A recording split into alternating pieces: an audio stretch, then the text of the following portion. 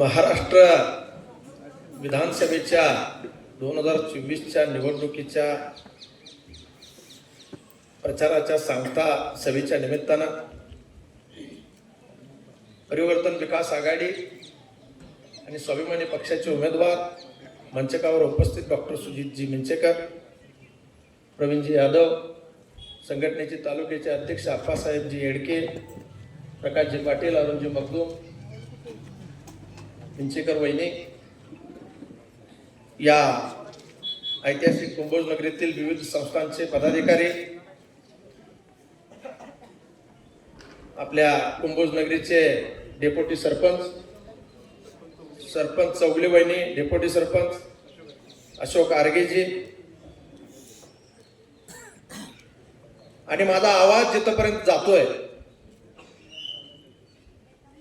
आणि ज्यांना ज्यांना अगदी मनातून उद्याच्या विधानसभेचं, या हातकणंगले विधानसभेचं प्रतिनिधित्व मिंचेकर साहेबांनी करावं असं मनातनं वाटतंय, परंतु दुर्दैवानं ते आपल्या समोर येऊ शकत नाहीत. त्या सर्वांचं मी या सभेच्या निमित्तानं प्रथमतः आभार मानतो. लक्षात घ्या,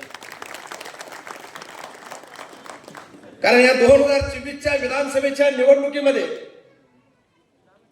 अनेक उमेदवार या ठिकाणी उतरत असताना गेल्या 5 वर्षापासून लोकांनी विधानसभेत जाण्याचं गणित जमवत धापा टाकायला लागल्यात. लक्षात घ्या, परंतु मिंचेकर साहेब, मी तुम्हाला खात्रीनं सांगतो, मी ग्रामीण भागातून फिरत असतो, माणसात उतरून माणसाचं मन मी जाणून घेतलेलं आहे. आपलं गणित नक्की बसलंय आणि 20 तारखेला त्याची प्रचिती तुम्हाला येऊन 23 तारखेला निकाल लागल्याशिवाय राहणार नाही, मी तुम्हाला खात्रीनं सांगतो. निवडणुकीच्या निमित्तानं माणसाची नस ओळखावी लागते. लक्षात घ्या, जातीची गणित घालून पुरोगामी महाराष्ट्राचा, पुरोगामी कोल्हापूरच्या राजकारणाचा विचका करणाऱ्यांना हातकणंगले विधानसभेचा सुजित मिंचेकर साहेबांचा उद्याचा विजय निश्चितच धडा शिकवल्याशिवाय राहणार नाही. लक्षात घ्या. अरे, गेल्या 23 वर्षाच्या स्वाभिमानी शेतकरी संघटनेच्या चळवळीमध्ये आमच्या सारख्या अनेक कार्यकर्त्यांना अनेक त्या ठिकाणी संघर्षाची आणि त्यागाची प्रचिती वेळोवेळी आम्ही दिली. आमचा ऊस जातोय 50 टन. या कुंभोज नगरीला ज्या वारणेचा काठ लाभलेला, लक्षात ठेवा, आम्ही जिरायत पट्ट्यातनं येतो, पण दुर्दैवानं मी तुम्हाला सांगतो, 50 आणि 100 टन वाले रस्त्यावर आणि 500 आणि 1000 टन वाल्याने घरात बसून मजा बघायचं सोडून द्या.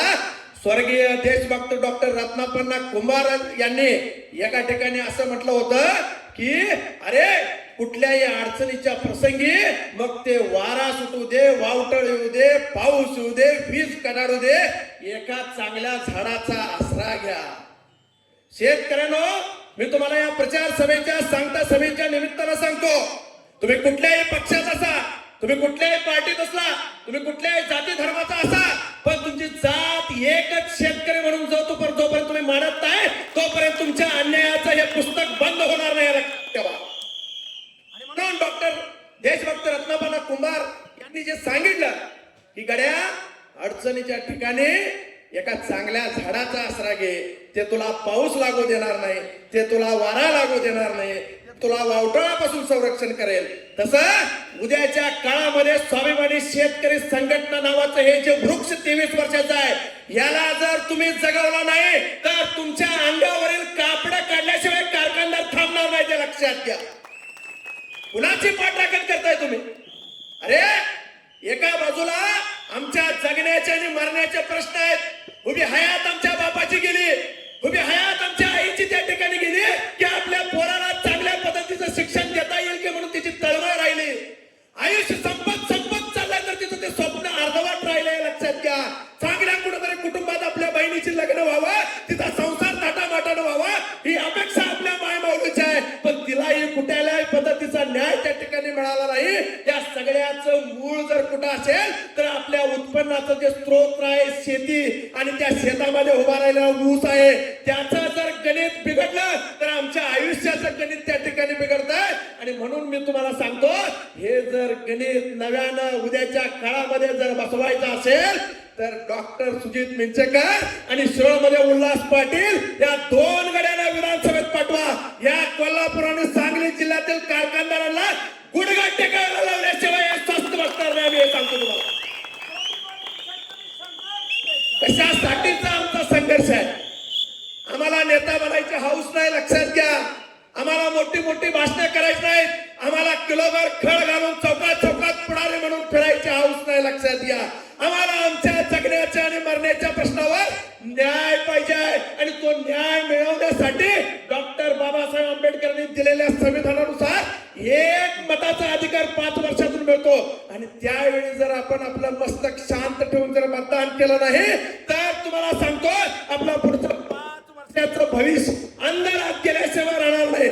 तुम्हाला सन्मानानं आणि स्वप्नानं पुढच्या 5 वर्षात एका चांगल्या लोकप्रतिनिधीला मी मत दिलं याचा अभिमान बाळगायचा असेल तर डॉक्टर सुजित मिंचेकरांना तुम्ही मत द्या.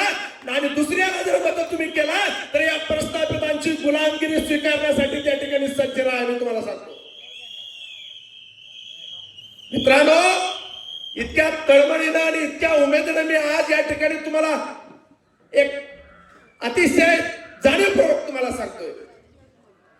30 वर्षाची नव्हे, कर्मवीर भाऊराव पाटलांची पुण्यभूमी असलेल्या या कुंभोज मध्ये ज्या भाऊराव अण्णांनी अज्ञानापासून ज्ञानाकडे जाण्यासाठी अनेक वर्षाचा शिक्षणापासून वंचित राहिलेले जे घटक होते त्यांना ज्ञानरूपी त्या ठिकाणी ऊर्जा त्या ठिकाणी कर्मवीर भाऊराव अण्णांनी दिली.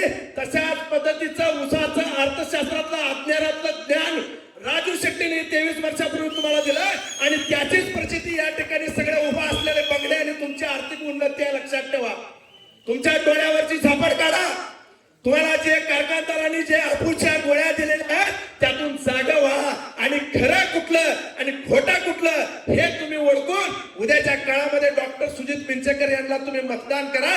एवढंच या निमित्तानं मी आवाहन करतो.